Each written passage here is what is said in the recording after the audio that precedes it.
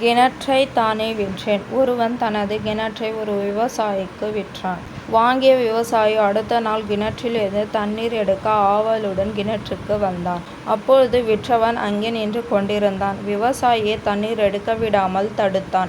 விவசாயிக்கு கோபம் வந்தது. எனக்கு கிணற்றை விற்றுவிட்டு அதிலிருந்து தண்ணீர் எடுக்க விடாமல் செய்கிறாயே என்று விற்றவனை கோபத்துடன் கேட்டான். விற்றவன், ஐயா, உமக்கு நான் கிணற்றை மட்டும்தான் விற்றேன், அதிலிருக்கும் தண்ணீரை அல்லவே என்று தர்க்கம் செய்தான். விவசாயி குழப்பத்துடனும் கோபத்துடனும் காஜியிடம் நீதிபதியிடம் சென்று முறையிட்டான். நீதிபதி இருவரையும் அழைத்து இருவர் பக்கத்து நியாயத்தையும் விசாரித்தார்.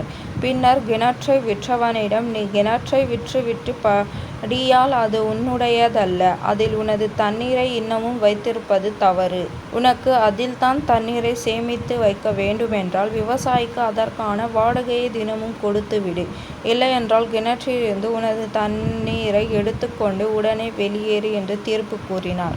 விற்றவன் தலையை குனிந்து கொண்டு தனது தவற்றுக்கு மன்னிப்பு கூறிவிட்டு விவசாய கிணற்றின் முழு பலனையும் அனுபவிக்கச் சொல்லிவிட்டு அங்கிருந்து சென்று விட்டான்.